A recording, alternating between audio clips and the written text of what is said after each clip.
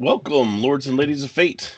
In this stream, we play various tabletop role-playing games as you, the audience, earn fate chips that can be used to reward or punish your favorite players or their characters. You can earn fate chips by watching, following, subscribing, or just contributing to the game. You can then use those fate chips to reward or punish your favorite players or their characters. Tonight, we're playing 5th edition D&D. And with us this evening, we have Jeff playing as Kenneth Noisewater.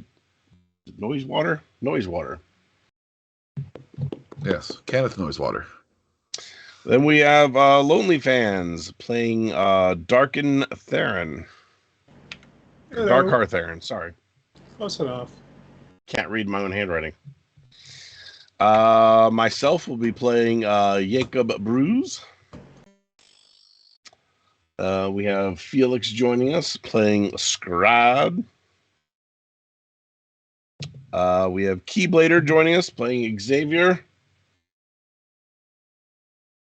And to mediate the adventure, we have DM Dave. Not that one. Not that one. There's a famous one. I'm not that one. I'm subscribed to his Patreon, but I'm not that one. So everybody should go check that guy out too. He does good stuff. Good 5e stuff. Well, welcome everybody. Thank you for joining us on this early morning, just outside the city of Baldur's Gate. As the sun rises above the Black Dragon Gate, the main entrance to the upper city, its weak winter rays alight on a small camp made just outside the city walls. 5 adventurers, most still sleeping, are arranged around a campfire. Those who arrived after the gate had been closed for the night, banded together to await its opening. So, who among you took the last watch? Who is still up this morning? Who's the I'll first go one? ahead and be the last watch. So, Scrod, please give us a quick description of yourself. Well, I am pretty much. I've got blue hair. I'm a very tall human. Really jacked, like extra jacked, and I have a magnificently huge battle axe. And it's pretty obvious. Look at me. I'm either a barbarian or a male exotic dancer, and why not both? But Depends on the day. How much money I need. But yeah, so I am shaking off the cold and trying to get the cramps out of my muscles. I've been sitting a little long while I've been keeping watch. Early morning. It's been a very uneventful night. None of you have seen any kind of activity this close to Baldur's Gate. It would be unheard of to have any sort of incursion, but you kept a watch just in case. The rest of you slowly start to wake up. Who's the next to awake? I probably would have had a little too much, so I'd probably be one of the last ones to wake up. Yeah, I probably would have been up with Jacob a little too late as well. Plucking the lyre. Oh, I have some frying pans that I need to bang when this is over. I'll rise next on that note. Darkar, please go ahead and describe your character. I am a fire genasi, and I am of nobility. I am a sorcerer, and with my nobility and my race come a little bit of arrogance and somewhat of superiority complex, but here we are. Second to awake, you see Scrod stretching his muscles, and that loincloth may be riding up a little too high. That's what greets you early this morning. Glad I'm still asleep.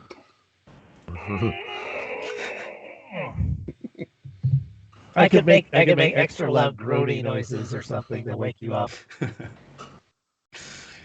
The extra loud groaning noises awake. It sounds like Xavier would be next. Xavier, go ahead and please describe your character.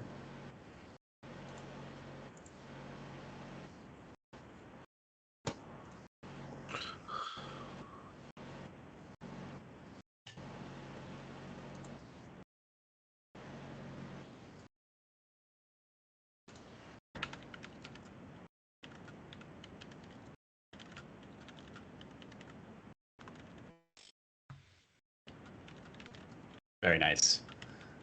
And then the other two of you who kind of tied one on last night, Kenneth, you twitch awake, if you would describe yourself for us. Yes, Kenneth is a halfling, a stout halfling. He's kind of got a little bit of meat on his bones for a halfling, but he's he's about 3 feet tall. He's got nice long brown hair. He's got a cool mustache, and he sits there, wake up in the morning, start playing his plucking some strings on the lyre.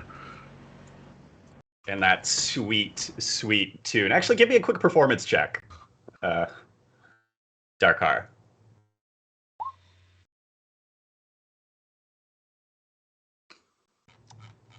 Out of 10 total.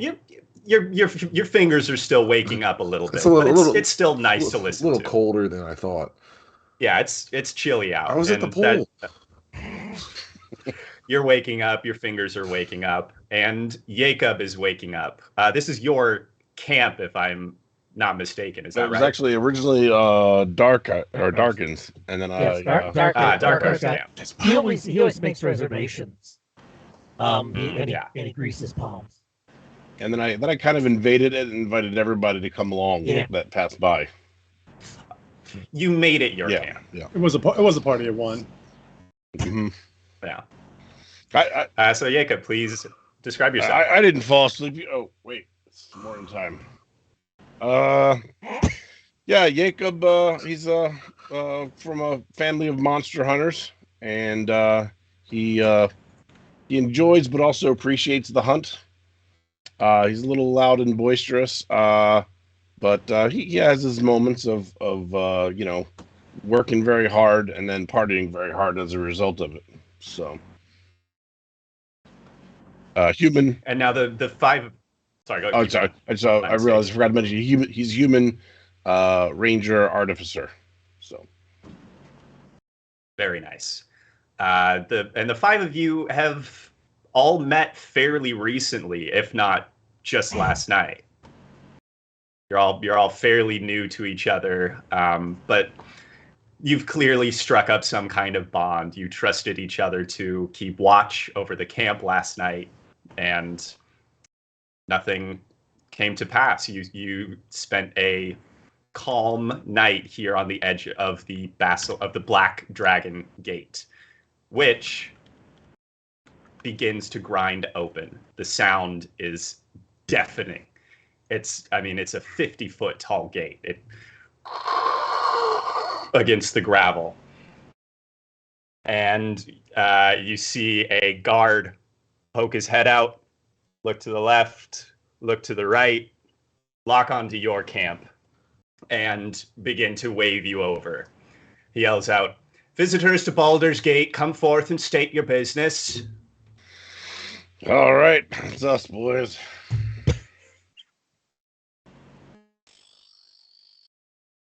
This is sort of a crusty old guard. It looks like he's been on the walls for a long time. He's picking his teeth with a knife as you walk up. Never been inside a real city before. How's that steel blade taste? He fixes you with a glare for a solid 5 seconds and then just goes back to picking. Sounds good. Thanks, Good Devil, for that XP boost, by the way. So, we getting entry in here, or what's the word here, Gart? I think we gotta state our business. Oh. And you do He's the got the point. Dark Arrow. Why don't you do the talking since I grunt? You're more of a grunter. I'm a grunter in public. But go ahead. We seek entry as we were summoned to fight this blight. We get in here? Aye. The curse, eh? Yeah. Curse, blight. Same thing. One or the other. You'll be here to see Syndra. Is that it? Yeah. Personally called to come take visit. Going to Chult, are ya? Yeah, if there's some good fighting there too while we're at it. Well, he takes a piece of paper out and starts sketching a what seems like directions on it as he continues. And he says, "I surely hope you do better than the last lot. I heard only one of them come back, gone stark raving mad. Jungle tore the rest of them apart." Well, He spits. hope you got that out of your teeth with that knife. He gargles. There's always a little breakfast in there for later. But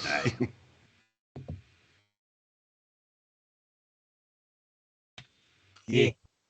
Curious. He's haven't seen hide nor hair of him in weeks. He must have gone back home. Must have scurried off, or they put him away in the institution. Who knows? Anyway, he passes the sheet of paper to Darkar. It's just simple directions to Syndra Sylvain's manor, and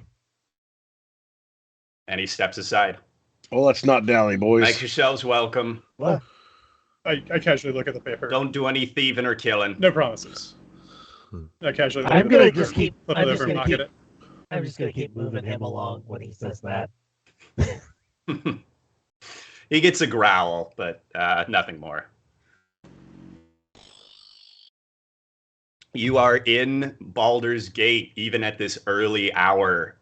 Industry is thriving. The streets are already busy, mostly with beggars and paupers shaking cups with a few meager copper. But there are also some, you see a group of what are clearly students at one of the nearby universities, magical universities, duck by. And you are in the city of Baldur's Gate. Is there anything you'd like to do before you visit Syndra? Are we good on provisions as a whole? I don't know how else Dr. Rouse is, as our band is shortly. I always come prepared. Yeah, I got some rations, but we can always go for a drink. Because it's 5.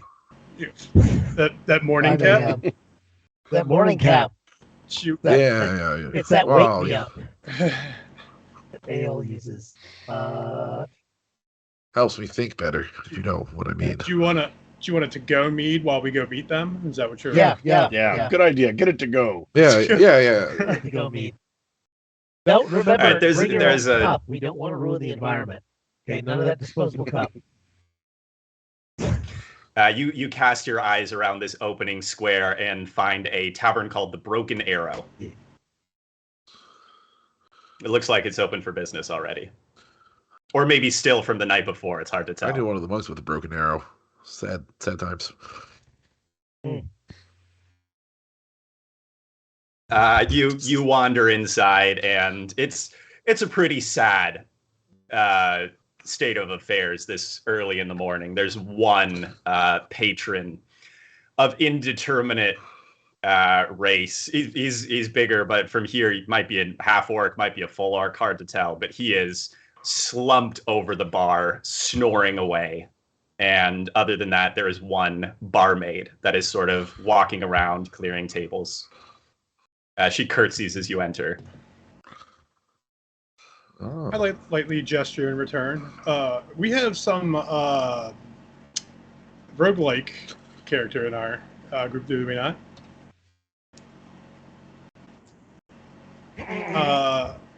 So I politely gesture over to the passed out gentleman and then make my way to the bartender, pulling him to the other side, and ushering you over to his pockets, possibly. And I greet the bartender and I say, "Hello, early morning. Is it we still open since the night before, or?" Aye, the Broken Arrow's always open. Good. We're not too long for beverage. How has the passing bys been? Has there been any other journeymen on the way to seek to cure this blight, this curse? On the way to cure the curse. That's any other travelers? Oh, the curse. Highs or lows? Darkar. Highs. Her brow furrows for a second. She says, "Not for some weeks. At least they haven't stopped in the Broken Arrow. If they've been, in recent days, you're the only ones I've heard of. Is that where you're going?" Yes. We are on our way to read Savans. Syndra. Yeah, we're gonna go meet Gwyneth Paltrow. Gwyneth Yeah. Paltrow. And Oh, Goop. Yeah, well, she has Goop. Even Goop.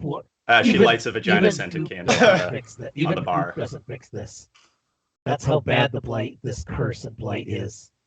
Even Goop doesn't. That's a real shame. Yes. Did you see the last adventurer who had returned? Have you heard more of them? No, I just heard he'd suffered terribly. He came back. His hair turned pure white. I never saw the man myself. Could be rumor. Oh. Well, can I fix you something? Do you have a to-go flagon, or can you fill a flask for our Kenneth over here? She is already reaching below the counter, and she pulls. She says, "How many you'll be having?" Oh, could you fill this water skin for me? Oh, she's pulling out what look like prepackaged Go cups. Go flagons. All right. The old flagon thing. Yeah, I'm. Are they already? She says, "This time." Are they already? They're already filled. This time of the morning, you'll be wanting a face-off, aye? Yeah, that sounds like a good one.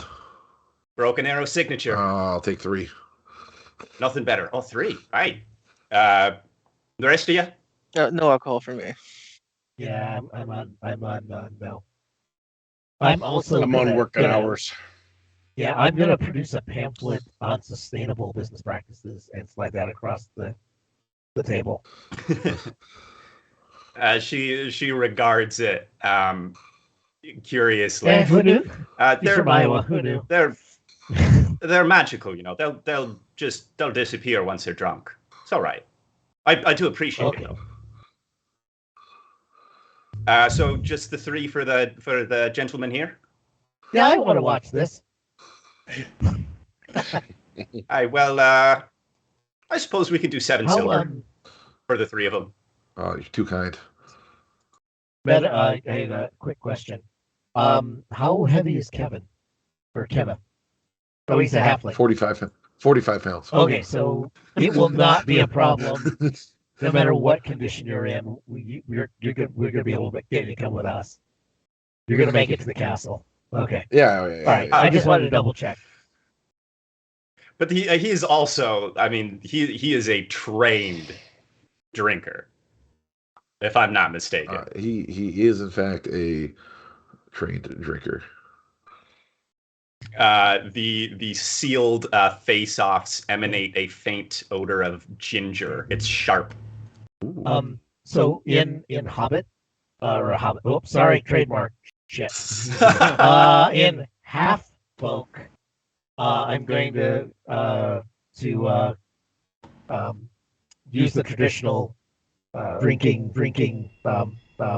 salute of, all right, that shit up. That's a traditional halfling drinking salute.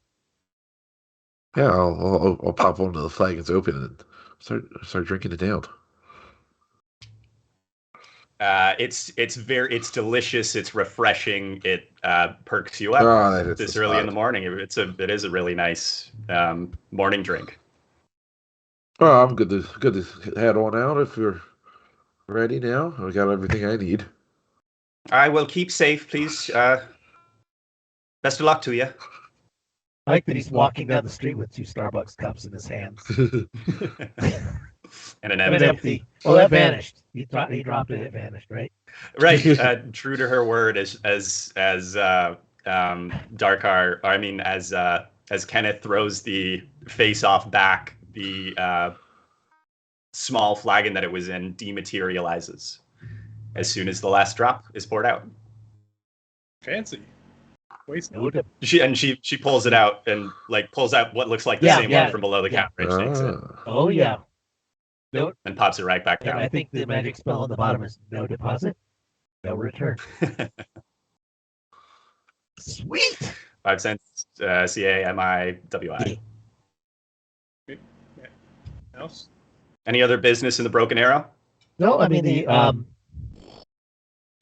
I'm curious as heck about the giant orc, but I really think he's not worth messing with. He is snoring, is sawing a log down at the end of the bar.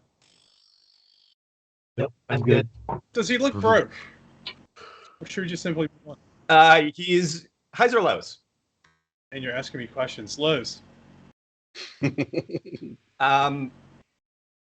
looks he doesn't look rich. But he looks sort of middle class. Tavern goer. Yeah, nothing super. He's not in rags, but he's not in noble's clothes. I suppose we should pass on that. But anyway, any wares on the way back to? Oh man, I forgot her name already. I am a failure. Where's my pen at? Syndra Sylvain is the Sylvain here to meet. Yeah. She was a powerful mage and a retired adventurer, actually, as a matter of fact. No, okay. Oh, she give us tips. God, she give us tips. Just the tip. All right, let's head out. I pull out the map and I look at this crude drawing of which way to go and gather our friends and head northbound out of the tavern. It's a simple matter to follow the directions that the guard gave you. After only about 5 minutes of walking, you arrive at a large mansion with imposingly tall double doors set into the front. As you approach the front doors, they open soundlessly and seemingly of their own accord, revealing an ornate entryway with a grand staircase. Well, there goes my awkward knock that I was going to use. You go up to do the awkward knock, and the doors go hiss open, almost. Okay. They must have heard we're coming. Well, I mean, if she is as powerful a mage as they say, she's seen us coming from way before. So I hope you guys didn't do anything untoward at camp. Probably been watching. Looks like Santa. Well, also, Darkar's famous. I mean, nobility. Yeah. Well, I wouldn't say that. It hasn't got us free drinks yet. I'll just say that. I hear they were cheaper. Yeah. So is there anything noticeable as we walk inside the room as the doors open? As you cross the threshold, you all see that at the top of the stairs, another door swings open. I guess no one wants to check out any of the other rooms while we're here. We just want to, follow the path. Oh, yeah, there are branching hallways, but at the top of the stairs, you see another door slide open, or not swing open. Do we have a bit of an order in which we're going to go up these stairs? I mean, because we all can't fit up, and I'm not suspecting I- trouble, but you know. Just in case I kind of not shove, but I kind of guide Scrod up the entryway through the door so he can I take it I'm going first. Yeah. You Okay, you I feel your tiny hand press against my broad, sweaty back. Just up. Okay, so I'll just go on up. I don't know what the rest of you are doing. Apparently we're Follow going right up. along. Yep, Okay. yep. Yeah, I for the thing I have like my boots on and my axe on my back, which is I think just standard, operating procedure. Nothing threatening. Okay, so I go up, and are there like tapestries and kind of cool stuff on the wall, or? There's not much to see in this entryway, but as you climb the stairs, you can see sort of into the room that you're climbing towards. It looks like a study of some kind, or a sitting room. There's the dim light flickering from a fireplace or a hearth. You can see that the walls are paneled with dark wood, but you can only barely see that because it seems like every nook and cranny in this place is stuffed with a rolled up scroll, a piece of paper, a book, a journal. There's maps and charts of lands you've never seen or heard of even before.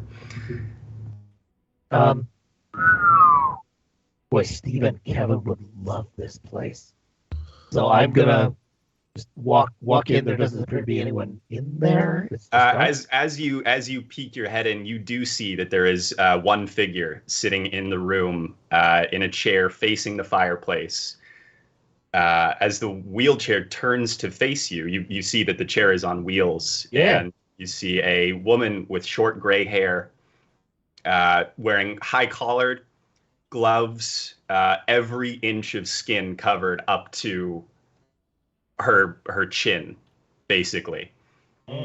And one hand has a teacup, and the other is directing a steaming teapot floating across the room that pours into the cup as she smiles at you.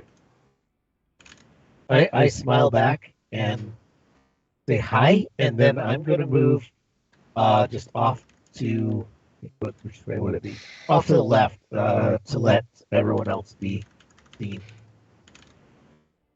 You all pile into the study.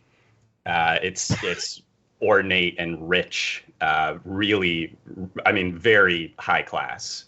And she nods at each of you in turn as you enter and stand before her. I sort of pass through up, and I walk through and says, "Oh, hey, great, thank you. I could really use a cup of tea." And I reach for her cup and attempt to grab it from her hands.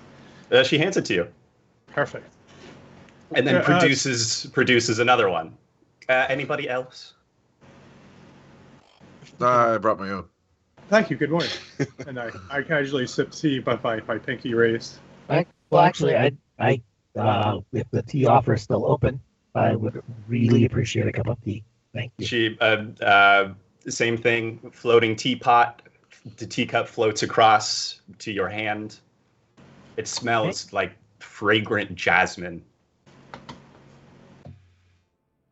Oh, this is nice. Yeah, no, Steve, this is like Kevin's tea. This is like the tea Kevin made.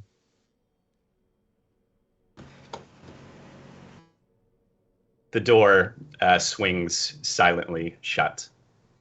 The sounds of the city fade, and all you can hear is the steady crackling of the fireplace as she regards each of you in turn.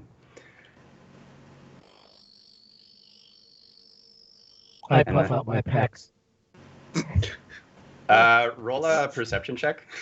Let's see this thing. Right.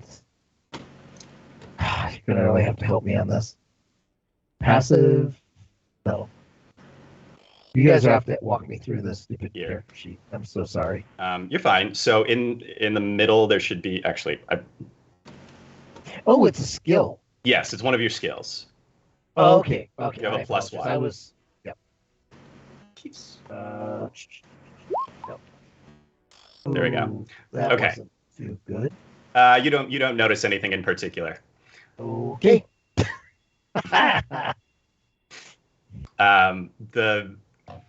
She as she appraises each of you, is there anything else you're trying to give off, or are you just standing there?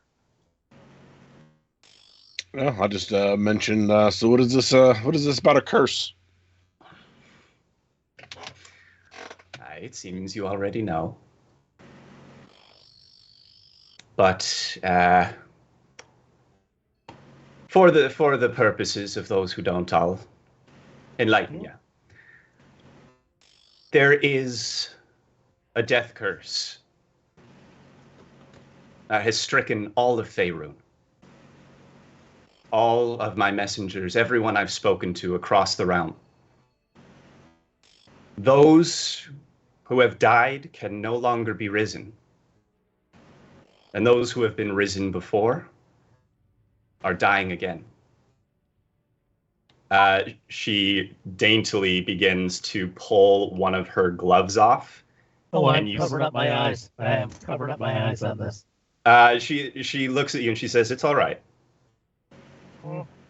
As she peels off the glove, you can see that it goes from pink flesh here to slightly red, irritated, crackled, burned, where the tips of her fingers are just bone. Oh.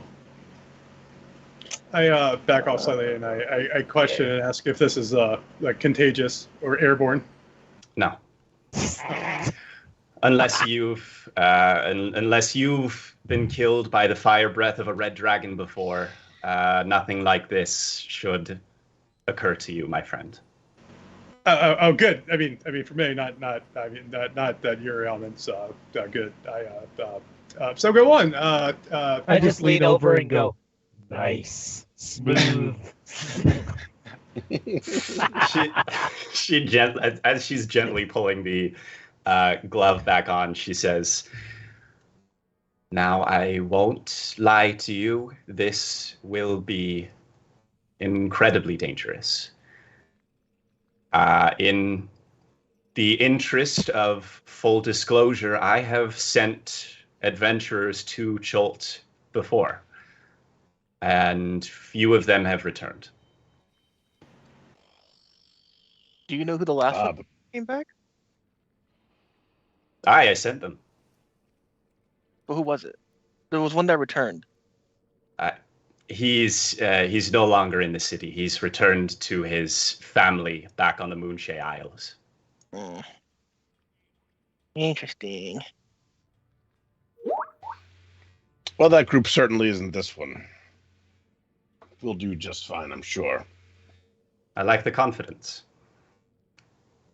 If you agree to accompany me to Chult, journey into the jungle, search out the cause of this death curse, and end it, I will be in your debt. And in my humble opinion, that is a very good place to be in.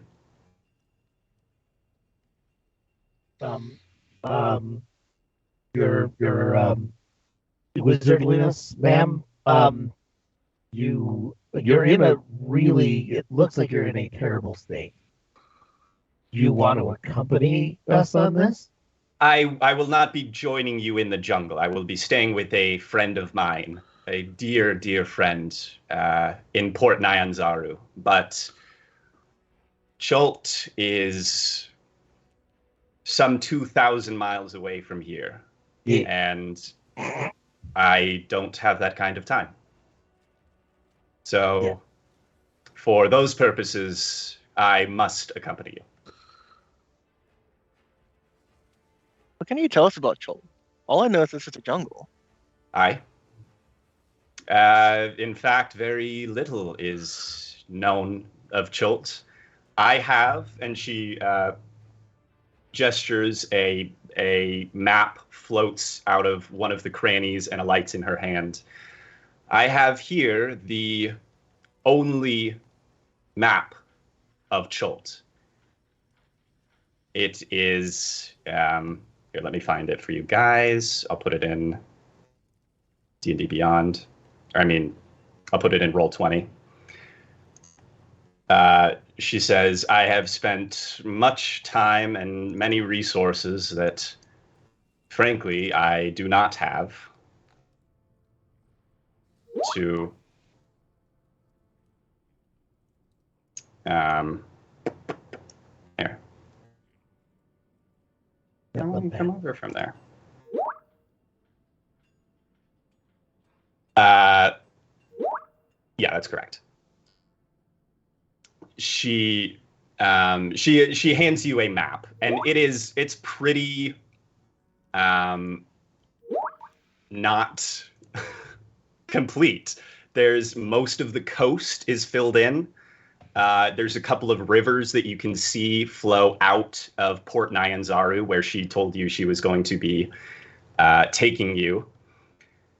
And there's a little bit that goes down both of those rivers, but the vast majority of this map is unfinished.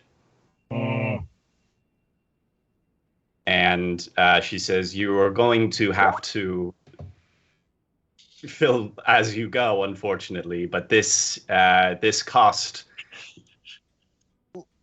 many lives.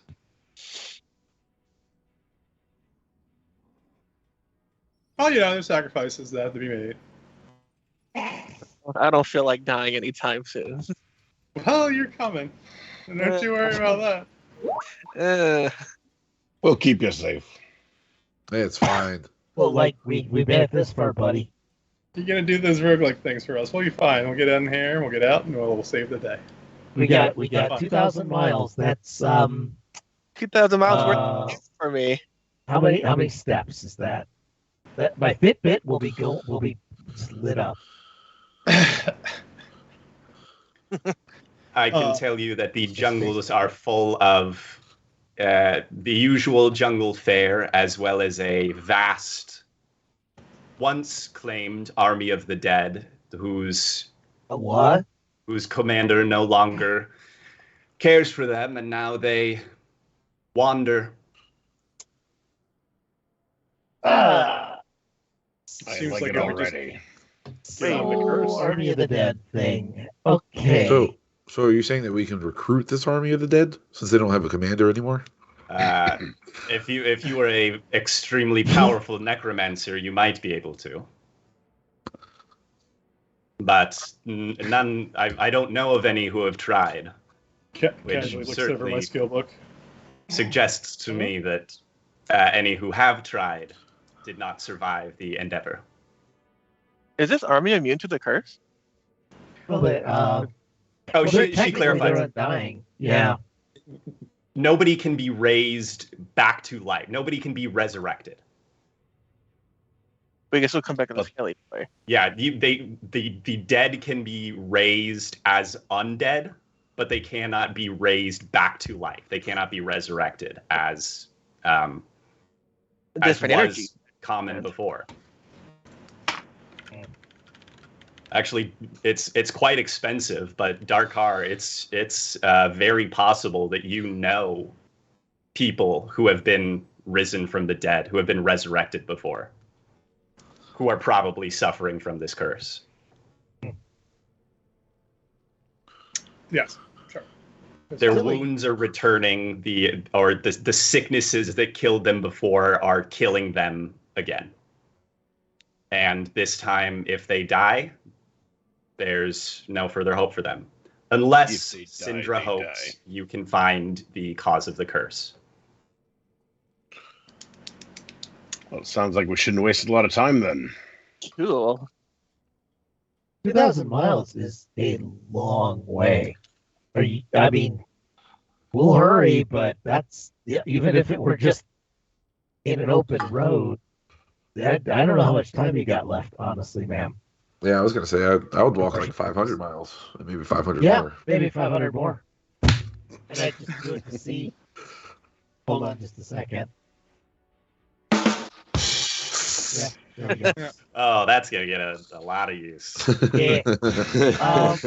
So, but yeah, that I mean, but if we break the curse, then I mean it will happen to everybody all over. Things should go back to normal. You're not going to just be at whatever state you were left at. So I hope. Okay, because I'm planning on shorting resurrection futures. So I hope. So are there any aids that you can provide us for our journey?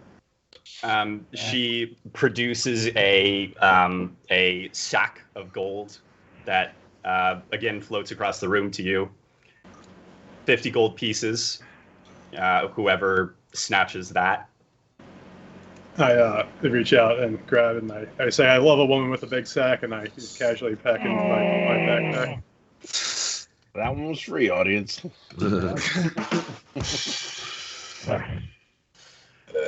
She says, anything else, any sort of supplies that you may need, you can purchase in Port Nyanzaru when we arrive. Port Nyanzaru. Got it. Are we going by ship? Is that the plan? She just looks at all of you and says, are you ready? I sniff my pits. Yep, I'm ready to go. Yeah. Yep. I just kind of tighten my jacket a little bit, and I shake off, and I say, "Yeah, let's get this started." Oh, can I get one blank book? Certainly. She one floats out of the out of a bookshelf. Before we go, out of curiosity, can you make travel mead for Kenneth? He's down. Oh yeah.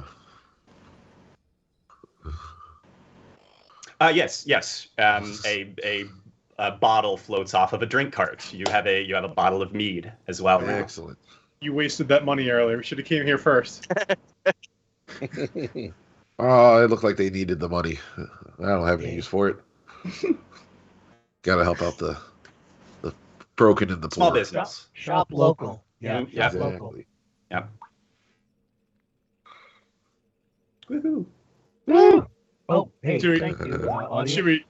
Should we like hold hands and say a prayer before we leave? She says, up to you.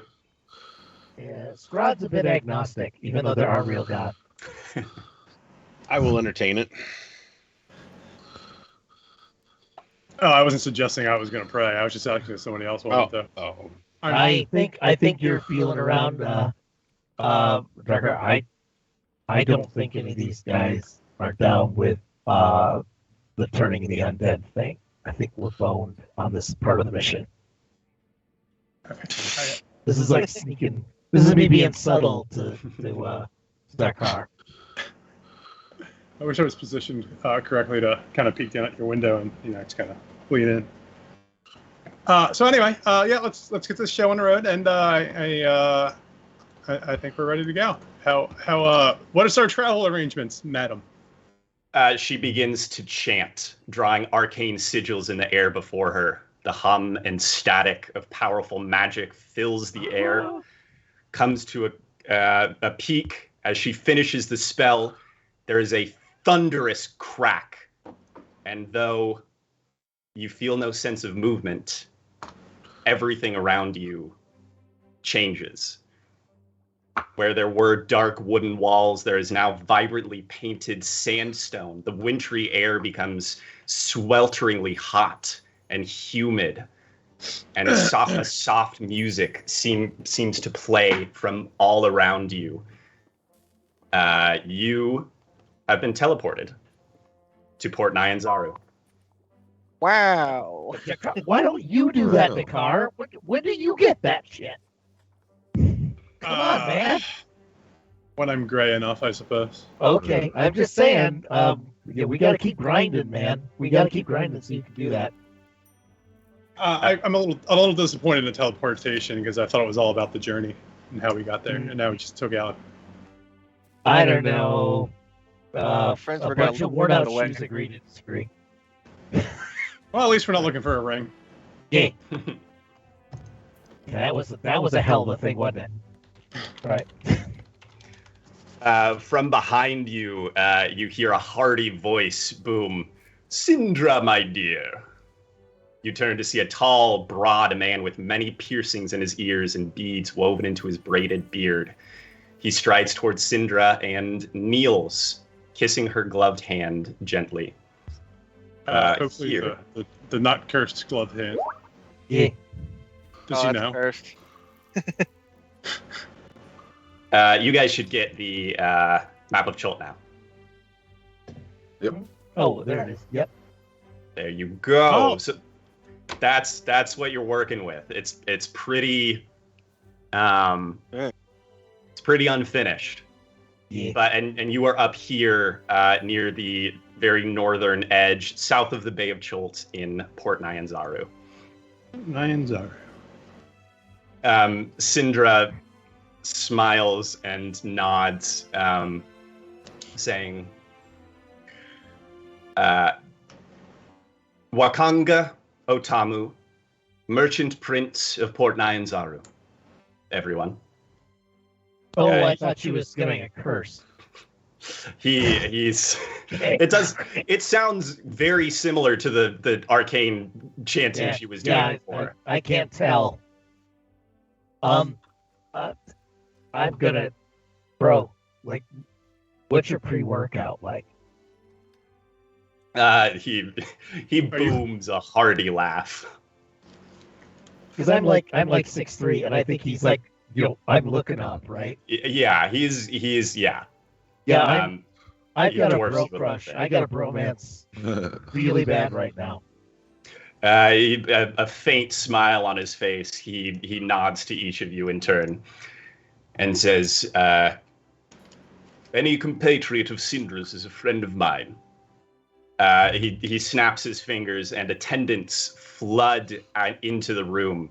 Each of them holding a mug of a delicious honey-smelling drink Don't mind if I do.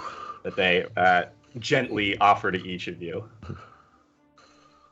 I glad one, and I kind of sniff it and swirl it, and kind of just hold it and watch and see who takes the drink first. Well, I'm gonna. Sorry. Oh, go ahead.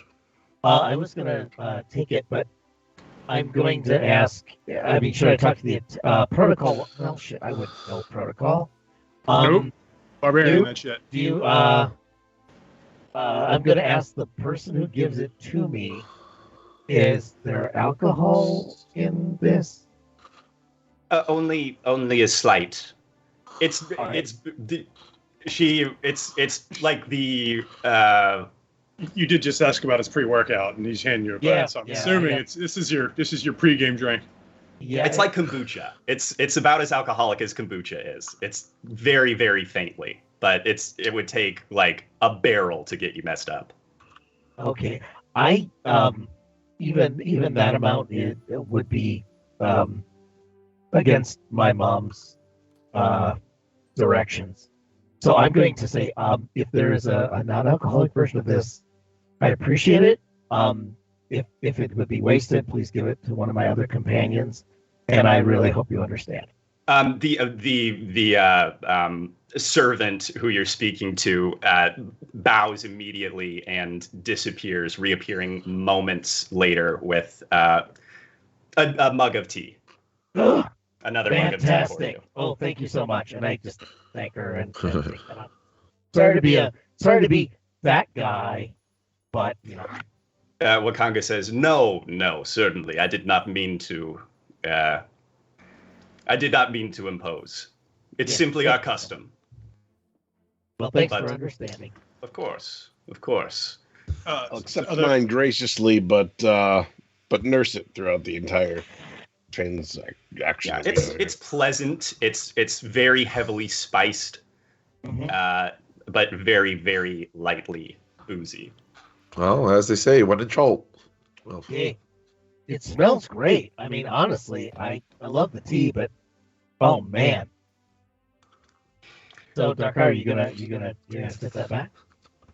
I casually just take a sip, and I noticed that Yakov had taken a big gulp, and I kind of poured the remainder of mine into his glass, and then dumped the rest out. Ah! Make a sleight of hand check for me. Ooh. Oh. Funsies. You just you try to stealthily do it, but the mug just slips out of your hand and clatters onto the ground. You poured it on his shoes. I just Okay, stare at the cup. I'm I all- just stare I'm all at the thumbs cup today. right now. Here's the deal. I'm standing. I'm. My life is, basically Dark Knight and I are friends, so I'm gonna stick with him all the time. Would I be able? Yeah, I do this. Oh, I'm sorry, I bumped into you. Oh no, it's no. Are your shoes okay? And I wipe him down. Yeah, I wipe my shoes down. Yeah. Hey, man, that's like alcohol abuse. Yeah. Sorry. Immediately, there is a servant there to pick up the mug, and another with a towel to wipe down the floor, and actually another with another towel to wipe down Scrod. Yeah, don't take off the oil. Leave the oil on. They dab very, very gently. Okay, thank you. To make sure they only get the drink. So just for reiteration, we were teleported inside of a building, not simply outside in the. Yeah. Wakanga says, "You are in my villa, my abode. Unfortunately, I am entertaining other guests as well at this time, and cannot offer you a place to sleep. But I can offer recommendations if you would like, in the city, while you are preparing for your journey into the jungle." Are we going to be staying the night, guys?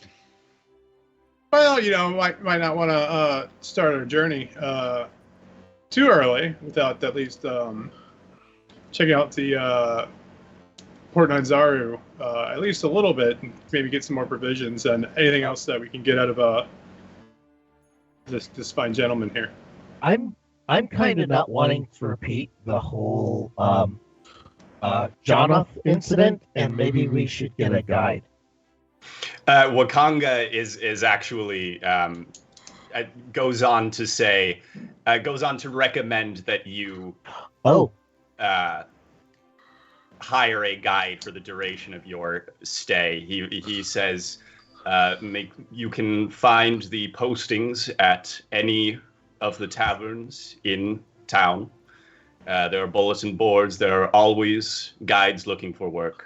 But a word of warning: you're going to want to make certain that any guide you employ has the blessing of Jobal. Blessing. Who's Joe Ball? He is another merchant prince here in Port Nyanzaru. He, along with myself and 7 others, I can't remember exactly how many there are. 7 others. We each take part in a different part of trade here in Port Nyanzaru. Myself, I am in the business of purchasing and selling magical items. If you happen to find anything along your journeys that you would like to sell for a profit. On that note, I ask if he has any magical items that he can assist us, or pass us a little extra coin for said guide. I'm greedy. Make a. Yeah. I just killed a mosquito. Finally. Oh, I thought you were casting Do I- a do I- freaking spell, dude. Do I need to clap? Well done. No, If He I slaps his hand. Gold and magically we're all- appears. No, he slaps his hand for insulting him. You're all dead, and then we roll up in the night. No, he looks at you a little blankly. Make a persuasion check.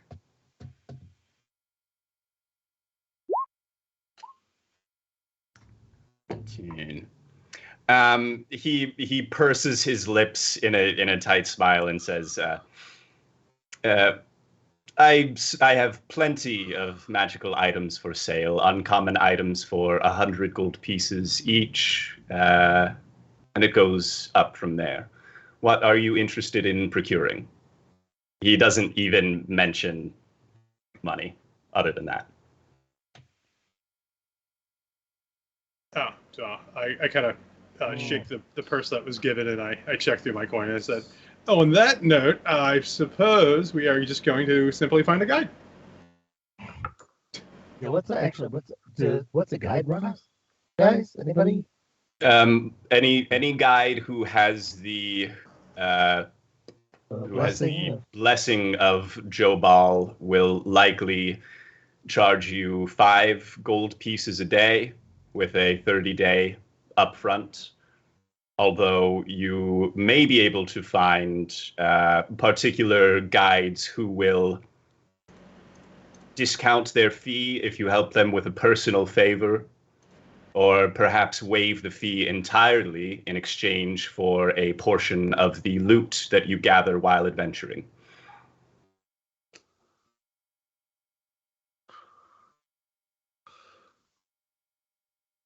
So basically, we're gonna buy in with futures of sales in our items when we come back. Yeah, I I don't have any money. All right, I'm not above spending as much as possible to correctly get guided through a jungle. Don't get me wrong. I'd like to inquire about with my monster hunting in Oregon and peace harvesting, which district that would be most appropriate to sell in. Let me pull that up. Let me see. The Red Souk, I believe, or the Grand Souk. Okay. That's on 5th Avenue, right after John Wilkes Booth Boulevard. Where's his? He's Iowa. So he gives you directions to the Grand Souk. It's not quite. It's not very far from here, but he says one of the 3 beating hearts of Port Nyanzaru.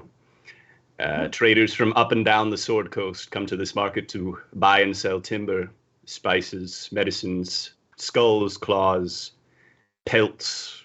I think that's where you'll find your people. Very good. Thank you. Any other oh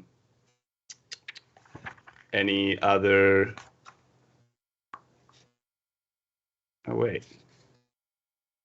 Oh no, so he tells you the Red Bazaar actually is where you should go.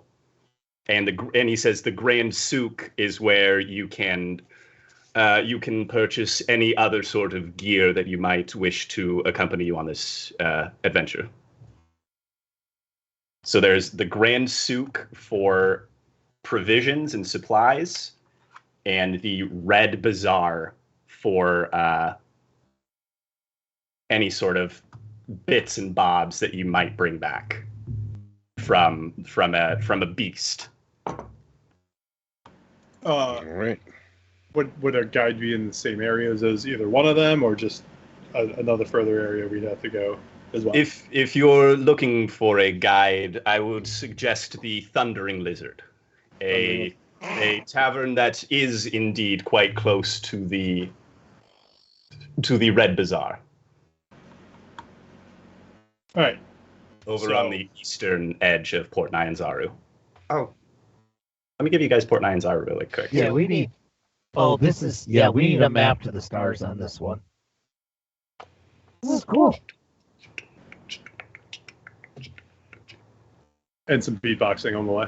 We got like 1 million. Well, that's how princes meditate. That's chant. Oh, it's a chakra. Gotcha. It's a chakra. Yeah. It's Tibetan throat singing for white guys. His name was Wakanga, not Chakra. No, but the Dave, other Dave, proper Dave. Where's our? There were redemptions all over chat. I know because one of them is mine. Ooh. We've got a one-liner. We've got some cash drops.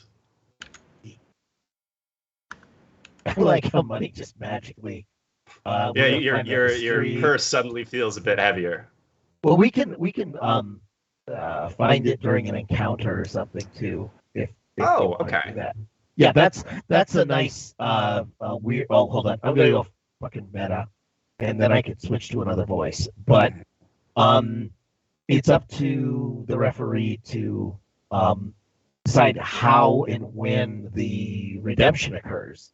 I so see. It can kick things off into some kind of bizarre ways, and wait until they have a black hole appear 1 AU from your starship, and then come talk to me later. That's where we're headed here. But anyway, I'm sorry. I'll be done betting. No, thank you. I appreciate it. Sure.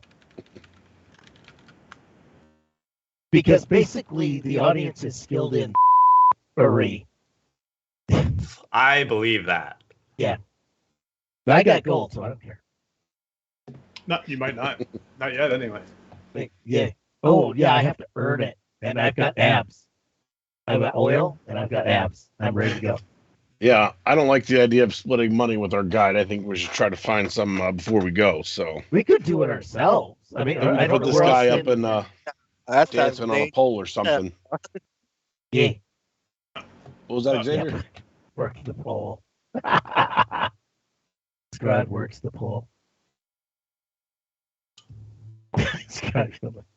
What were you gonna say, Xavier? I'm gonna say that sounds really dangerous. Going off by the jungle, 3 feet in, and we fall into a pit trap. Great. Yeah, let's give Kenneth a bunch of booze and he can guide us. That sounds great. No, let's spend the money. Let's go find somebody. I think since we get 3 things done, we should head over towards like the Red Bazaar and the Lizard and find out who's going to guide us and if we need any more weaponry for this barbarian of a man over here. Oh, I got an axe. I've got an axe and some javelins. I hear you got some guns too. Ka-chow. Chow. Don't make it to them both.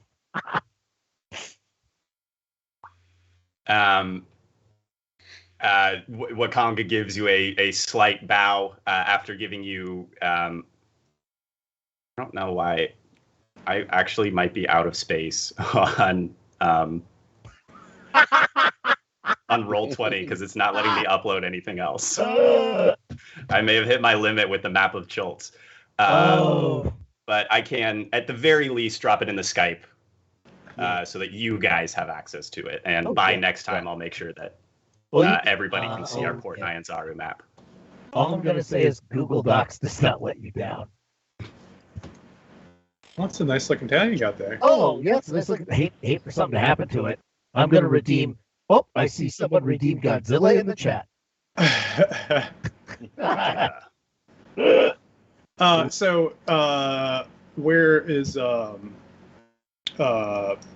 Wakanga's villa? Labeled on that. That's useless. I know it's kind of. Nicer. I mean, we can fake it till we make it. What looks big? He's there. He said he's Prince. He's fancy man, fancy pants, right? Yes, he is up in the north, or actually that's the east. That's on top. Okay. Or the west, I mean. Okay, right, west. And then he's giving you directions to head down further east. That's sort of Dick and Balls looking tent. I was gonna say the circus tent, but we'll go with Dick and Balls. That works good too. Yeah, the Dick and Balls tent. That is the Grand Souk. We'll work our way over to the shaft. Work the shaft. Wait, no. So the souk is in the balls and shafts. Where would be the bazaar? The Red Bazaar is down even further on that map, and that's where the Thundering Lizard is going to be as well. So we'll say that other tent, that tent that's sort of surrounded by walls. That's the Red Bazaar. So simply for the matter of not double backing, I guess we should simply follow through the souk and then make our way down through the bazaar and whatnot. Yeah, the souk is where everything listed in Chapter 5 of the Player's Handbook can be purchased in the Grand Souk. So any equipment that you are looking to purchase, that's the place to go. Does anyone have their handbook? Because I left mine. Mine's down here in my pouch, but it's a little sweaty, and that makes me more comfortable. I reach out and I grab into his pouch, and I force into his handbook to try to look through it. Out it comes. It is. I did use gold bond, so it is not too terrible.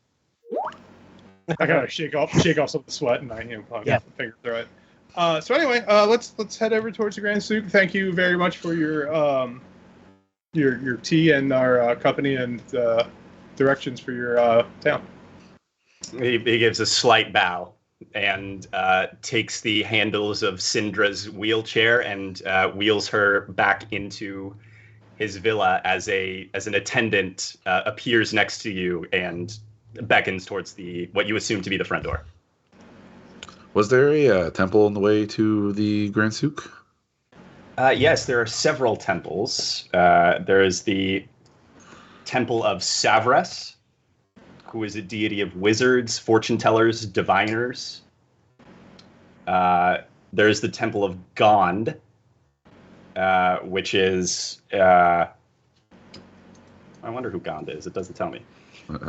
And then there's the Temple of Soon, which I would say is closest to your jam. You can partake of public baths, receive lessons in applying makeup and styling one's hair, and learn to dress in a manner that suits the individual's body, profession, and the climate. You had me at public bath. You had me at public bath, yes.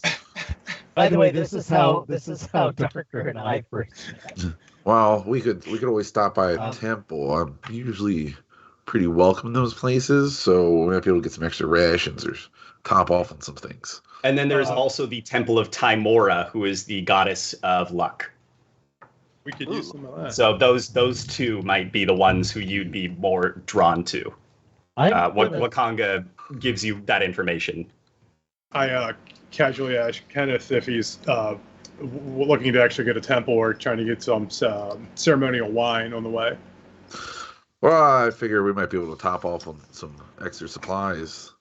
Usually they've a couple extra rations if you promise to do a little missionary work for them, if you know what I mean. Certain position, yes. Yeah, we might be in position for that. I'm actually not paying attention. I'm actually going to watch them leave. The prince and our patron. I'm going to watch till they get to the door. I'm a little verklempt about that. So I assume we're kind of going through the same doorway we entered in, and we're just kind of getting ushered out through the front door.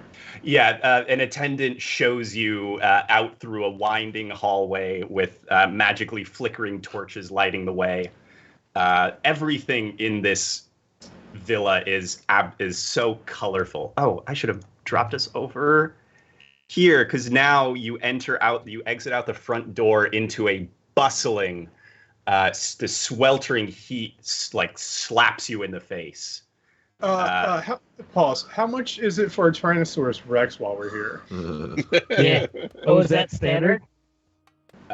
There are, in fact, quite a few dinosaurs pulling carts.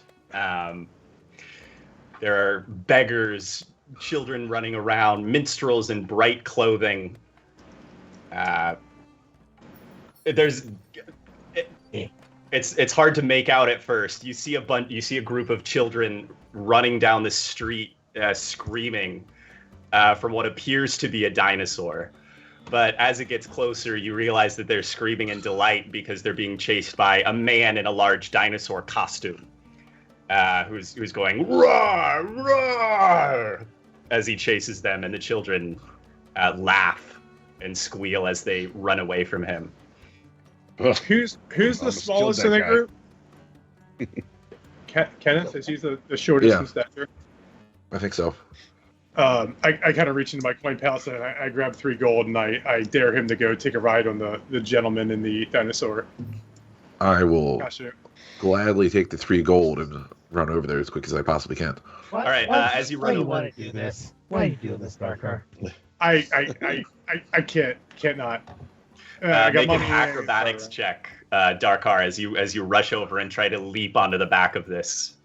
No, Kenneth, he's doing it. I'm paying him. Oh yeah, sorry, Kenneth. Yeah. I'm funding it. Yeah. Oh. You know, we better get this on the YouTube channel. We better get this on the Wow, yeah, that's enough. You channel. you run over and vault up onto the back of the man in the dinosaur costume. Highs or lows? Let's go low.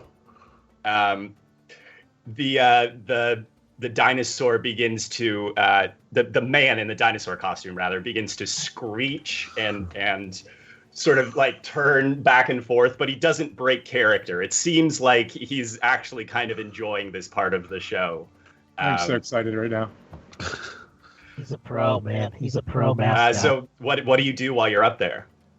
I'm gonna go for like the bucking bronco. Back him on the bike. Yeah, one on the children turn around and are laughing and clapping, and the you hear the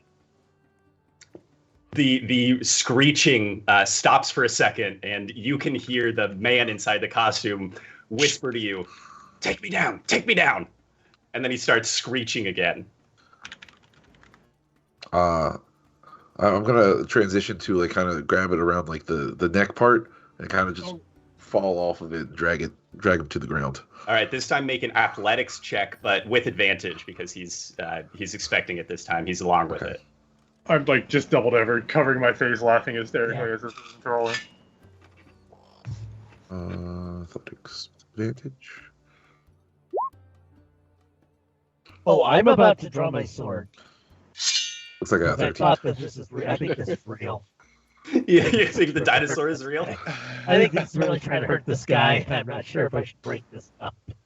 You think you almost draw your weapon? I think Me almost draw mine. I think he's hurting him, so I'm like not sure what to do. You're trying to protect the guy from Kenneth. Yes.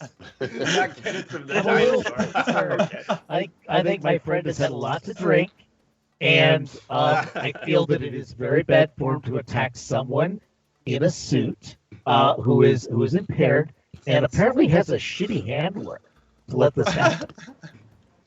On the same lines, I'm gonna get my ass out of this, Darkar, or you just let me do it? I'm gonna see him draw his weapon. I'm gonna draw mine as well, but for the opposite reason. Oh, stop here. No, to stop the guy who might be hurting our friend. Okay. I just can't control. I'm just laughing hysterically to my hand. I'm like kind of like swatting at his hand as he's pulling his sword out, but I just can't reach far enough. And I just let him go off. Okay. Whatever I get. What's our roll, DM? You need to get control of this room. It kind of sounds like we're rolling for initiative. Okay. Well, I didn't know if I was going to catch on or not, but okay. Okay. Let's give everyone a perception Yeah. check from here to see if you can. Oh, I am so dumb. Perception. Bottom half. Two. Oh, we suck.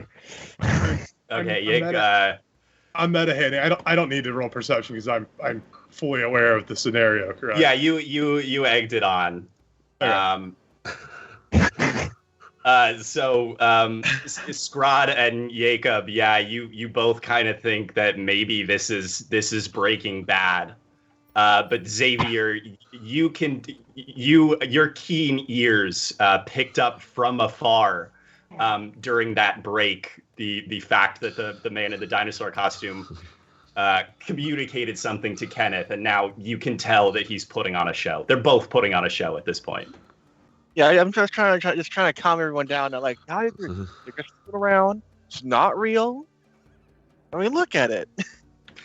As Xavier says that, the dinosaur very dramatically goes "Rah!" and crashes to the ground.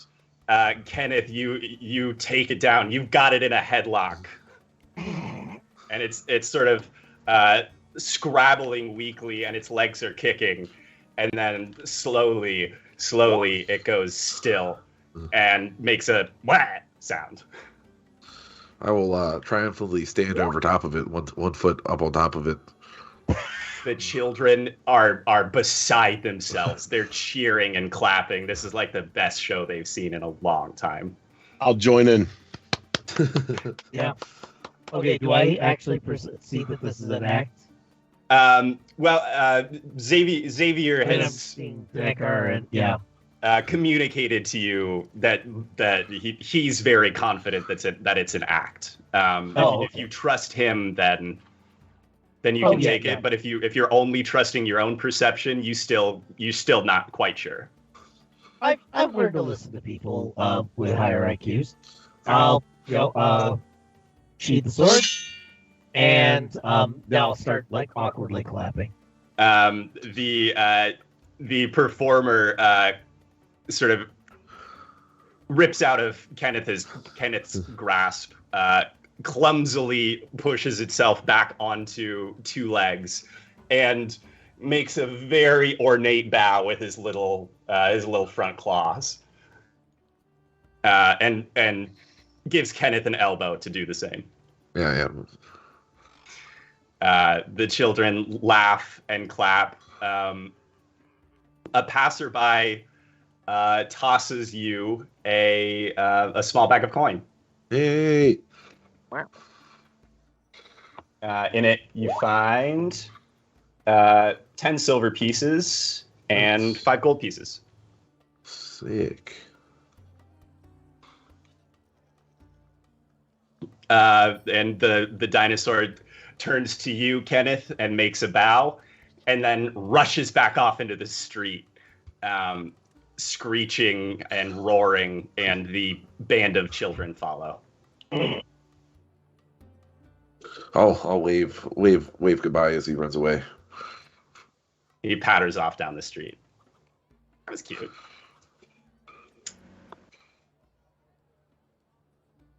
I finally compose myself of laughter, and I walk up to Kenneth, and I hand him off his 3 gold as promised. Oh, you're making bank. Yeah. All right. So what is the game plan here? I think we should go look for that guide.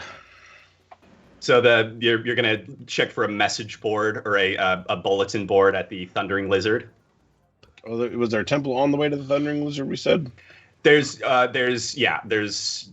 both the Temple of Soon. Oh wait, which one was it? The Temple of Timora and the Temple of Soon. Yeah, are both basically on the way. It'd be good. I need to offer up a quick blessing to Lyra before I go off on this adventure. Sure. So that coin you just earned. So there was the Soon was the public bath, and then Timora is the Lady of Luck. Which of those would you like to check in at today? Scrod's loincloth is smelling a little iffy. Maybe we should hit the public bath. I'm planning on figuring with that cash redemption. That's happening right there. I got my high five waiting for Scrod. Just waiting there to see if he matches me. Waiting to go to the public bath. Xavier, was there any stops that you needed to make? No, not really for me. I've got everything. I got it. All right. You're good. I got a book. I got some ink. I got a Moleskin handbook. I'm done. Okay, Moleskin. My hand's still up and never got a high five, so I casually pull it down. Wait. Oh, shoot. No, I didn't realize. You were talking about getting a high five? Oh, I'm high fiving. I'm sorry. I was trying to get that high five for the public bath. So anyway, is there actually a vendor for dinosaurs, or is it? Did you ask Wakanga that? No, we never. I didn't know there were dinosaurs, so we walked out. So I. Oh yeah. Okay. So you are not sure. You could ask around. Do you try and stop somebody in the street? Excuse me, sir. Sir, where's the dinosaur vendor at? I need a T-Rex for this ride.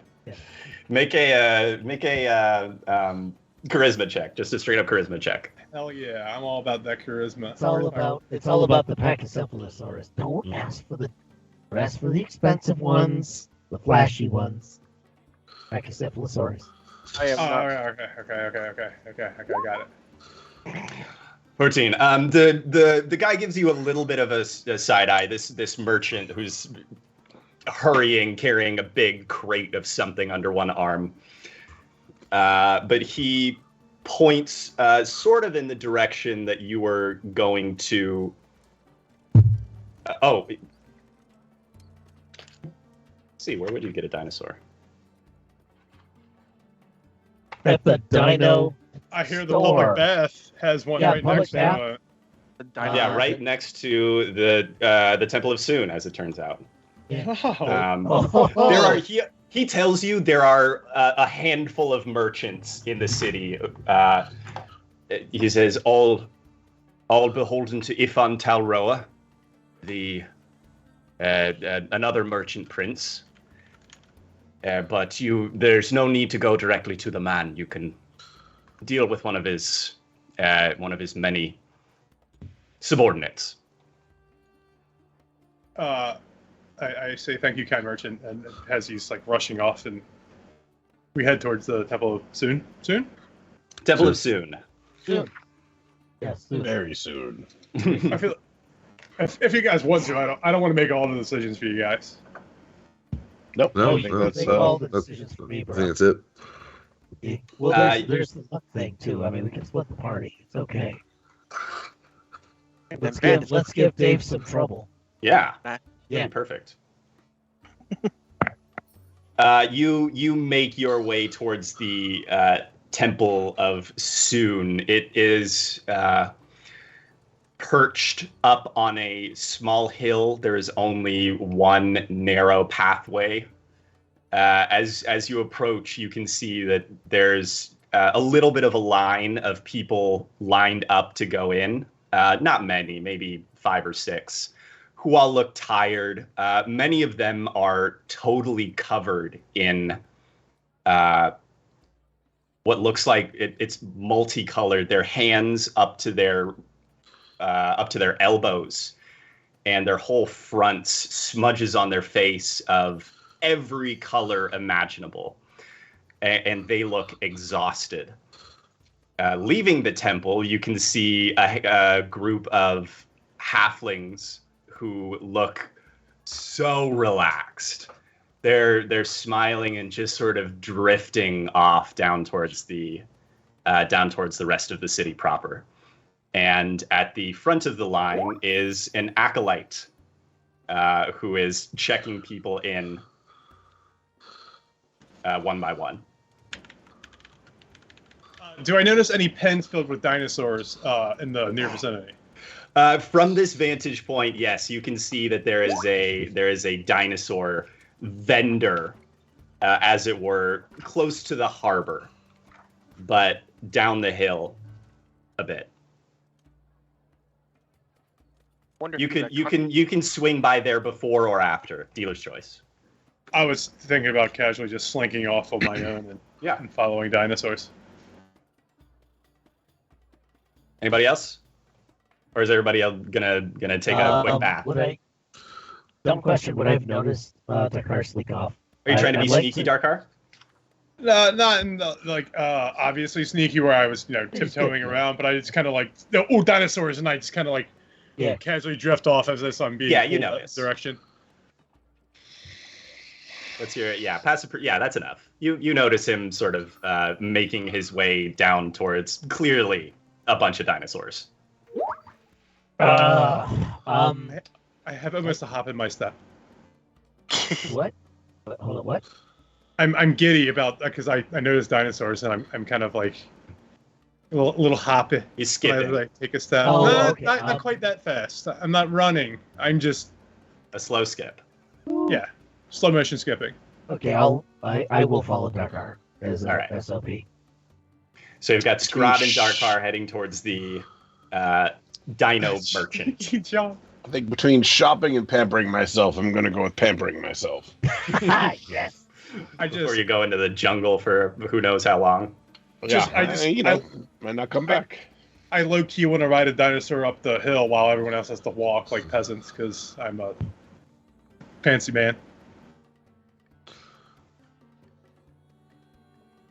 All right. So while the three of you are standing in line for the Temple of Soon, Scrod and Darkar, you bound down the hill towards the dinosaur merchant, who is tending to his many cages. In one of the cages, you can see what looks like a baboon with wings, shaking the bars of its cage until the merchant tosses it a banana, which it voraciously eats. In another container, there are knots of snakes. Snakes and baboons. Okay. Are the snakes feed for dinosaurs? Oh, we lost you. I think. Can you hear me now? Yeah. Okay, I just unplugged my own fucking microphone. Perception check for microphone plugged in. Yep, it is now. Okay, good.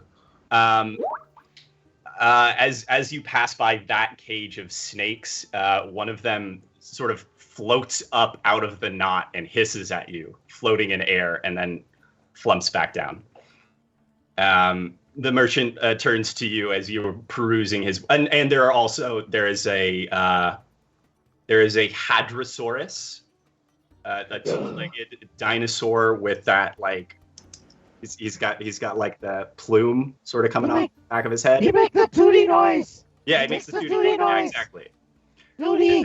There is an Ankylosaurus, the big guy with sort of the bony spiked shell and the big clubs on the end of his tail. Yeah, he's ripped for your pleasure.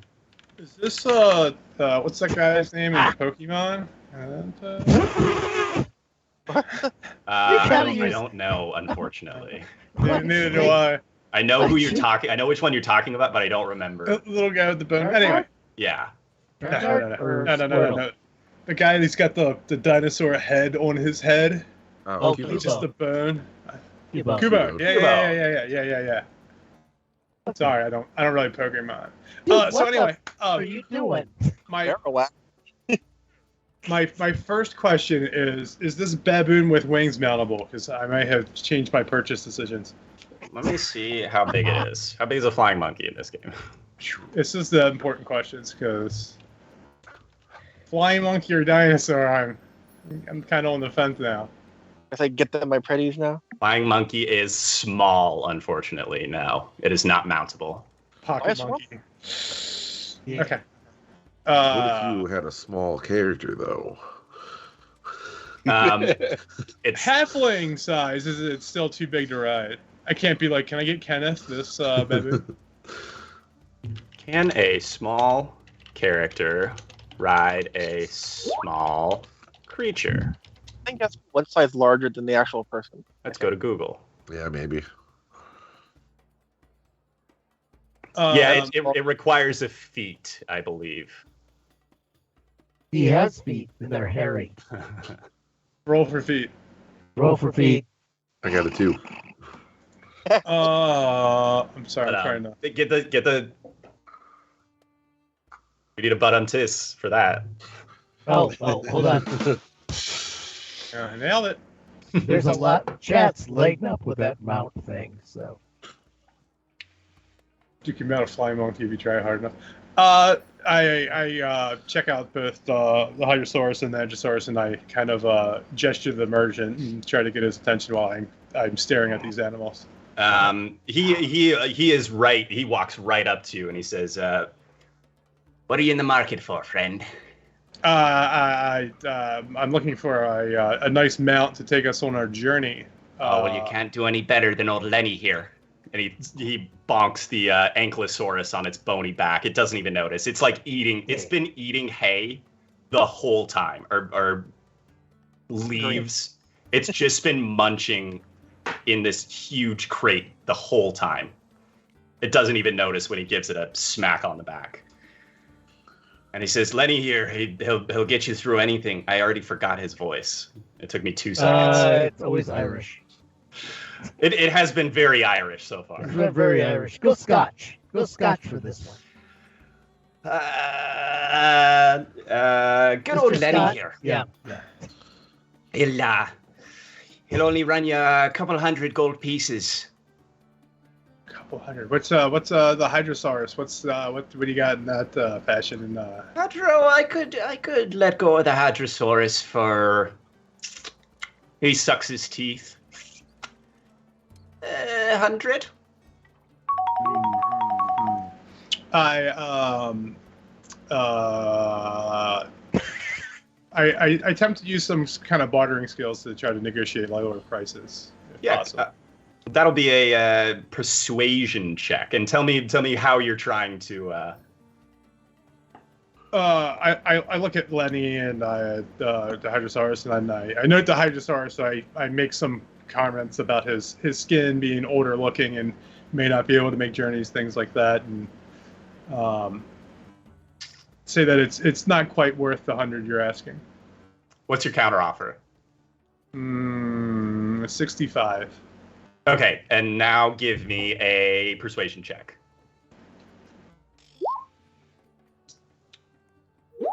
Ooh. I'm like very on the edge for every roll I have. Yeah, he sucks his teeth and he says, "I could go as low as 80." I can't for the fella. Yeah. You make some good points, but he's still a powerful beast. This one. I think long and hard about it. And I look and I say I don't think he's quite worth the 80 that you're asking. Well, they're lost.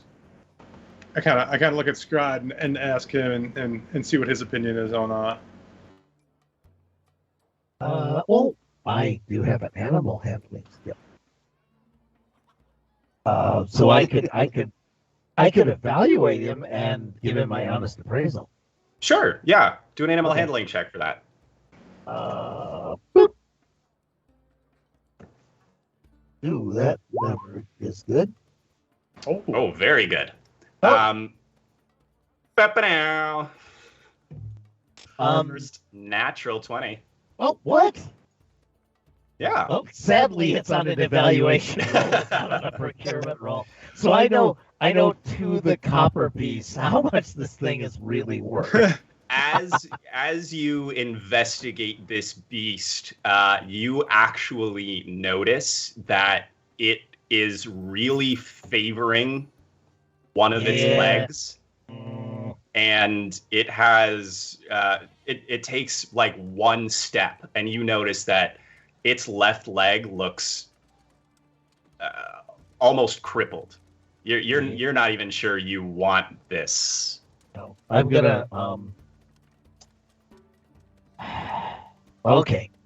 And with that, I'll also give you the Ankylosaurus. The big guy does look very stout and hardy, but it is significantly more expensive. It seems like he's kind of trying to foist this Hadrosaurus on you, but he was trying to take advantage. Oh, I thought they were negotiating for the Ankylosaurus, not the Hadrosaurus. Now the Ankylosaurus is 250. The Hadrosaurus is 100. Oh. Okay. I don't know if I told you that yet. Sorry. The Hadrosaurus is started at 100, and you don't think it's worth anything. You think it might even be a hindrance. This is gonna happen. Darkheart, is meta. Have you watched El Dorado recently? I'm going to act like I know what El Dorado is. You as a player. The Not help it, the Disney movie. Yeah. Road to El Dorado. All right. Well, that's your loss. We're gonna do this. Audience, strap in. I need some help. What I'm going to do is I'm immediately falling in love with the injured hadrosaur, and I'm going to say we need to get the hadrosaur, and I will make this right, but he needs our help. He really does. I lean back in towards Scrod and I ask him how he wants to play this. All right. I'm sorry. I was going to ask if you wanted to go towards the intimidation route, as you're rather large as it is. Oh, I am morally outraged at the treatment of this animal, and that's not even an act. So if let's do outraged PETA on 6. Furthermore, are you going to be outraged if I'm mounting this injured animal at this point? I will be sad because we're taking this injured animal off his hands. We're going to have to heal it. I'm not lying. It really is hurt. Okay. But we got to get it out of here. And I'm going to give him the eyes. Okay, so we're just going to bully this guy out of his broken animal. I'm a broken animal, but it's cool. He's a stray. Don't let anyone eat him. I don't trust the Hobbit. So it's just like we're just going to go flat in, start yelling and screaming and accusing him of his bad acts. Yeah, I'm about to do that while you're negotiating with him. Okay, so I'll be the outrage. All right, so I'm going to just kind of go and go, no, I'm sorry. I don't mean to talk over you.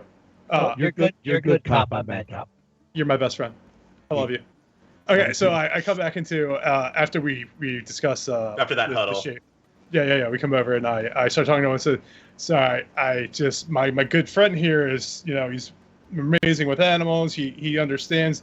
This is not a very well taken care of animal. It's very easy to see and kind of... Are you insinuating I don't take care of my animals? Just by looking at him, I can tell that you're not the best with your products. Look at him. I feed him. I give him a place. I keep him out of the rain. What more do you ask? I kind of tap Scrod on his shoulder, and I'm like, sir, I don't know if you really want to upset my friend. He's not really. I'm quivering right now, by the way. Okay, Scrod, make an intimidation check with advantage, and you also have a skill bonus. What? What's that? Intimidation. What's that, Nat? Is that like a flat? It's up to you how you want to do it. I don't know. Okay, you're gonna have a +4 on this with advantage. Okay, how do I hate to say this, how do I do this in the clicky click? Just click right on click. Intimidation twice, and then I'll manually add the you'll add 4 some bonus. points. Yeah. Okay, gotcha. Thanks, guys. Thanks, chat. Yay, animals. All right, here we go.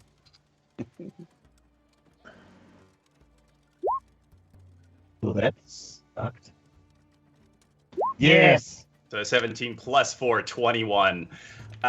This merchant takes one look at you, quivering with rage. Oh, all the veins in the neck. I like neck veins. Let's get some neck veins in there. And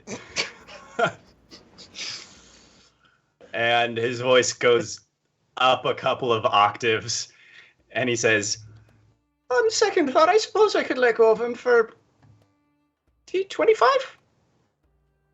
I pull on Scrod's what's called a vest, and I say you might want to pay us to take this animal off your hands.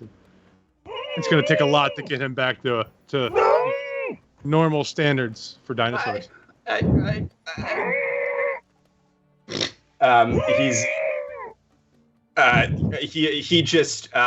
He unties the reins for the Hadrosaurus and casts them aside and turns around and like disappears into his shack.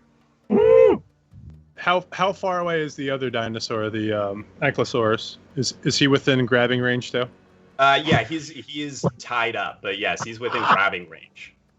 So I gesture Felix over to the Hydrosaurus, and I start untying the Androsaurus, and I kind of hop on that one, and I kind of pull him out too in the middle of the fray. He's running away. Yep, this is gonna be great. Yep, I shall name her. What is the Hadrosaur's name? Larry is the Hydrosaur. You want to be Chuck? You be Chuck and Larry, the dinosaurs. Yeah, Chuck and Larry. Yes. I don't know. Right. Chuck the Hadrosaurus and Lenny the Ankylosaurus. Oh shit, Yeah. Lenny! Damn it, I thought it was Larry. Yeah, now Lenny. I ruined it. All right. No, Larry. Lenny? Larry. Lenny likes rabbits, though. Was it Lenny? Was it Lenny or Larry? No, I was. feel like I ruined everything. We'll do Chuck and Lenny. Or Lenny and Squeaky. Okay, done. Lenny and Squeaky. Can't do Chuck and Larry. I ruined it. My note-taking skills aren't as up to par as they should be. Okay, Squeaky. Okay. So Lenny's the Hadrosaur. Oh, I Okay. take it. No. You're Squeaky. You're I Squeaky. get Squeaky. Squeaky's this Yeah, one. Okay. The Oh, shit. Androsaurus was Lenny. Yeah. Oh, the Hadrosaur's Lenny. Got it. Right. Yep. Final answer. Alright. Yeah. And I'm gonna take him to the bathhouse. At this point, the three of you who are up top have just reached the front of the line. Sorry, guys. Everybody, please, all three of you up top, make a charisma check for me. All right. Hey, sorry, who again? A charisma check. Natural 1. Oh no.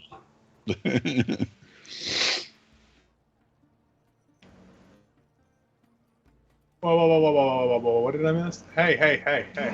No. None of that, good devil. Get out of here. Xavier, what did you get on your charisma check? 1 second. How do you do just a straight roll? Just click on the skill. Charisma? Yeah. Top left, it's under saving throws. Yep, where the plus is. I'm not sure on the smaller screen. Or just on the skill itself. Is there a Christmas skill too? Yeah. I think it's usually doesn't make much difference between them. I don't see it on my hand. I don't have a lot to it, so I'll just roll and add. It's a +0, so just roll a d20, yeah. Yeah. Oh. 11. Okay. As the three of you approach the gate, the entry, the acolyte who is checking people in has just ushered the last group in. She turns to look at you, and her face just falls. She goes, "Oh, look at you. Look at the three of you. Oh my gosh. You guys, come in here." She beckons people over, and you are taken into a group of these acolytes they're all kind of fawning over you. They're fixing your hair, they're straightening your garments. The main one is going, "Gosh, you need to work. Don't take this the wrong way. You need to work on your presentation." And that's a constructive note from me to you, but it's just not working for me. At that point, the two of you stomp up the hill on your pair of dinosaurs. You two get to make your charisma checks with advantage because you're on dinosaurs. Well, I'm actually just to be clear, I'm not on the dinosaur. Okay, you're leading. I'm you're leading a dinosaur. Yeah, I'm leading a wounded, a pitiable dinosaur. Oh, okay, you're leading the Hadrosaur. Oh, I am so milking that. But you can't milk a dinosaur because they're not. That's still, I mean, he is limping pretty badly. Yeah. There's charisma. Charisma, just straight up charisma. That's not helpful. And that's it with advantage, so I roll twice, right? Yeah, you're not gonna need it though. You both are good. That was bad.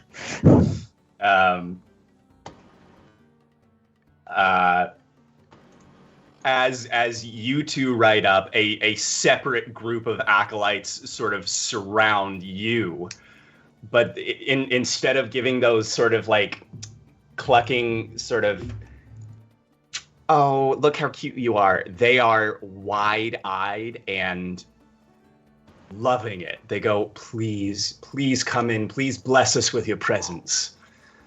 Here at the temple, we would be honored to receive you as brothers of Soon. And I kind of told you the packs work, man. Two acolytes gently offer to take the reins of your two dinosaurs. They assure you that the dinosaurs will be well taken care of while you are inside the temple. And you can see there's sort of a line of dinosaurs tied up here, happily munching and sipping from troughs of water. Meanwhile, the other three of you are being ushered and firmly but kindly invited to please strip. They are taking you into the baths, and they are going to personally take care of your transformation. Well, I think, Kenneth, this is a great choice. Yeah. As they're doing that, I do need to offer a quick prayer to Lyra. Oh, of course, honey. What is love? Baby, don't hurt me. Don't hurt me. No more. Then I'll drop my robe. That was beautiful. Check.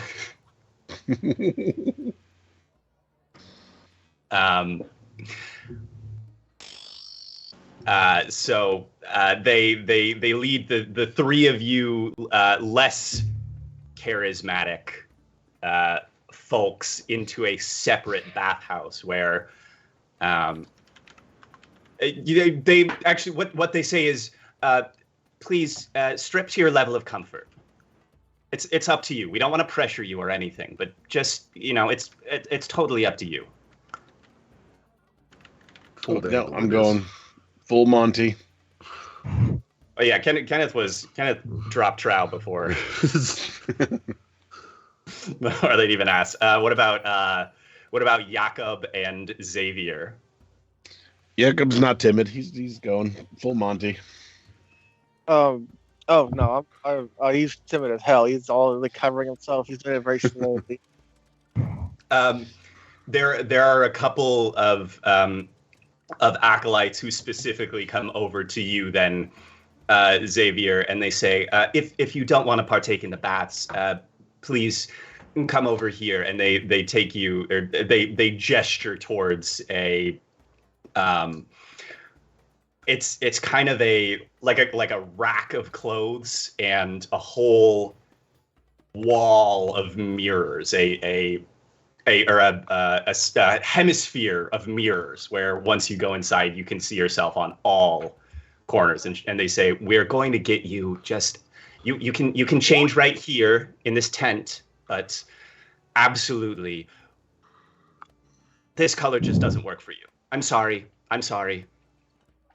But my mom gave me this though.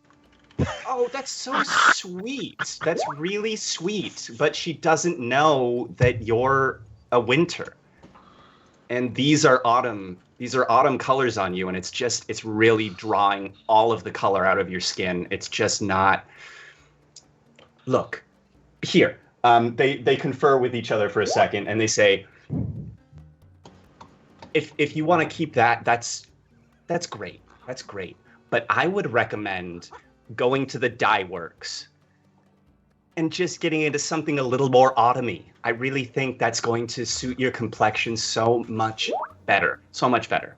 That's all. Well, sure. If you say so. I mean, I don't know much about colors myself, but I'll follow your lead. One of them presses actually a small coin pouch into your hand, and she says, "This should cover it. This should be plenty."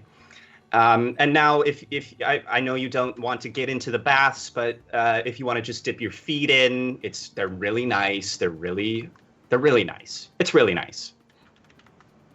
Sure, that sounds great. All right. So while the three of you, who's over there? Jakob and Kenneth are totally like blissed out in these pools. It's warm. The water is the perfect temperature. There's bubbles. There's nice sense of lavender. Each of you has an acolyte behind you, rubbing your shoulders. And if you think was a good idea, if you think that's the royal treatment, Scrod and Darkar are just being fawned over. There is a group of acolytes who are all sitting at their feet, and one of them says, "Please tell us, how did you all get to be so beautiful?" Clearly I was born this way. This beautiful fire Jinashi skin. I mean, my flowing blood red hair. Oh my goodness. It's just it suits you. It suits you so perfectly. You're so fiery yourself. It's like the gods knew that this was the perfect form for you. And you, I mean, clearly you've put in some work, my friend. I went some time. My mom's taught me what was good to roll in. So that helps keep the skin moisturized. They're taking fastidious notes. Yeah. How far away is Scrod from myself? Scrod and Darkar? Yes. You guys are next to each other. You're in the same zone. Are we already fully naked and being pampered? Yeah, sure. Yeah, if you want to be, absolutely. Well, that was quick. I casually just reach over and rub his abs in front of the attendees and I say, this is pure meat. Beautiful we pure can meat here. Yeah. Also, before we do go in, I do really talk to whoever takes the dinosaur and tell them about the leg and if they want to start the work on getting that thing healed. So anyway, but they looked very, whoever you talked to about that looked very concerned. Said absolutely, we will get right on that and beckoned somebody else over there. That dinosaur is getting as good a treatment as you are right now. Because also now, like I'm now just letting the bubbles from the water just float up in the sack. Yeah, there's a circle of acolytes around the small pool that you two are in, and they're just fawning over you. I had a lot of concern for my newly stolen dinosaur never seeing it again, but once being in properly pampered, I slowly even forget there were dinosaurs. They've assured you that they will keep an eye on these. There's another mosquito and I killed it. Another lightning bolt was cast. Another. Yes. That was the pleasure of the women touching us. Yeah. Eat. Yeah. Is that our 2-minute warning? Yeah. But in fact, as you are having these discussions, a loud horn does blare across the city, and the three of you in one bath, the acolytes who are rubbing your back, your shoulders, stop and look around, and in fear.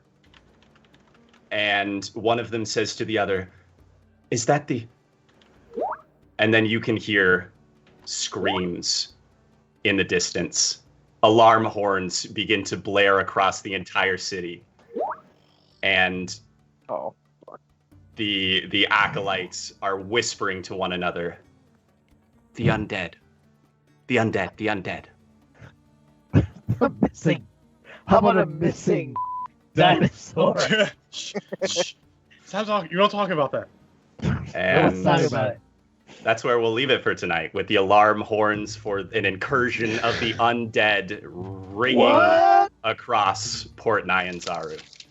The five of you bathing comfortably in the Temple of Soon, but perhaps not for long. Good devil. Yeah, good redemption to start off next week. Yep. All right. Well, I appreciate Dave, obviously, for GMing, and all the players for participating tonight. If you guys enjoyed what you saw tonight, please hit that follow button down at the bottom right. That means everything to us. And we will be back, obviously, next week for round 2 of this. We will also have Monday. We're going to be doing Star Trek. We'll be back to that. We missed last week due to a bunch of scheduling issues. And then Wednesday, we'll be back for episode 4 of Ruby, which has been a great show to watch so far. And then Thursday, we'll be back for Star Wars. We're doing this week, now that Aliens has officially ended. And then next Saturday, we'll be back for the Rifts campaign, episode 6 of Rifts. So please, if you are interested, hit up any of those shows. They've all been very good so far. And then I believe we are starting, after Star Trek is over, we're starting Solar Patrol. Do we have enough people to start? Yeah, I think we could always use more players for Solar Patrol. So I have it on good authority that if you go to the Discord server, I don't know if it's been advertised outside of the Discord server. It has. It has? Oh, so Yes. that got a goose egg. Okay. Yep. Yeah, so internally, if I have it on good authority, it's called Atom Punk. So if you are interested and can plan Monday nights, that would be amazing. Because otherwise, we show those pictures we have of Matt and Armand, and nobody wants that. All right. And then I guess until next time, we'll see everybody later. Bye. Bye, everybody. I Bye. love you. Taco favorite pieces. Thank you, guys.